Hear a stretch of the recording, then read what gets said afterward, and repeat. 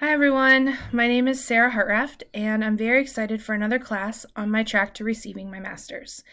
My current role is a program specialist / program supervisor for an organization that supports adults with disabilities. Most of the population is diagnosed with a dual diagnosis. This entails the mental health diagnoses and the intellectual disability diagnoses. My role is to follow the state regulations and ensure that staff within the homes are maintaining the health and safety of the individuals that we support. My belief towards mental health diagnoses is that there's not enough education, which in turn results in overdiagnosing. I believe that if society was more educated, there would not be as many people being incorrectly diagnosed. I also believe that people hide behind their diagnoses. Not all, but there are a few, and again, being educated would better support those individuals.